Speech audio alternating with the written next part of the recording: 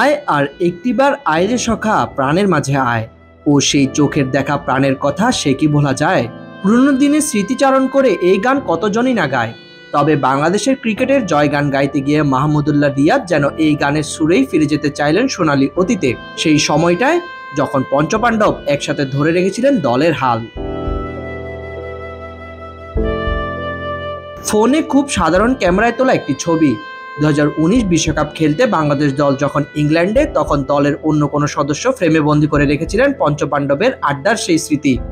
এক রুমের এক বিছানায় গা এলিয়ে মাশরাফি বিন মুর্তজা, সাকিব আল হাসান, তামিম ইকবাল, মাহমুদুল্লাহ রিয়াদ, মুশফিকুর রহিমের খোশ গল্প, যে দৃশ্য এখন কেবলই স্মৃতির পাতায়। কারো কারো ব্যক্তিগত দ্বন্দ্ব, দূরত্ব আর মাঠের বাইরে নানা ইস্যুতে কত ঝড়ঝাপটাই না বয়ে গেছে। মাশরাফি এখন খেলেন না জাতীয় দলে, তামিমও জাতীয় দলের ধারে কাছে নেই অনেক দিন হলো। রিয়াদ, মুশফিক 3 ফরম্যাটে দুটিতে খেলছেন। সাকিব রাজনীতিতে সক্রিয় হবার পর মাঠে ক্রিকেটে সময় দেওয়া কমিয়েছেন। এখন হয়তো আগের মতো দেখা হলেও কথা হয় না পঞ্চপাণ্ডবের অনেকের। রিয়াদ যেন তার ফেসবুক পোস্টে সেই সোনালী সময়টায় ফিরে যেতে চাইলেন। তিনি লিখেছেন, সময় কি সুন্দর ছিল, সেই মুহূর্তগুলো আবার ফিরিয়ে আনা যাক।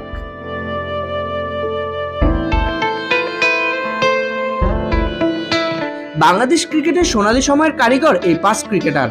বড় ট্রফি জয়ের আক্ষেপ রয়ে গেলেও তাদের প্রতিনিধিত্ব মনে রাখার মতো অনেক অর্জন আছে টাইগারদের। বাড়ছে বয়স, বাড়ছে দূরত্ব।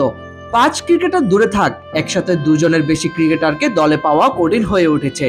রিয়াদের এই ফেসবুক পোস্টে সমর্থকরা তাই ফিরে গেলেন সেই পুরনো সময়ে, যখন বাংলাদেশের ত্রাতা হিসেবে প্রতিদিন আবির্ভূত হতেন কেউ না কেউ, সাকিব, তামিম, মাশরাফি, মুশফিক অথবা রিয়াদ।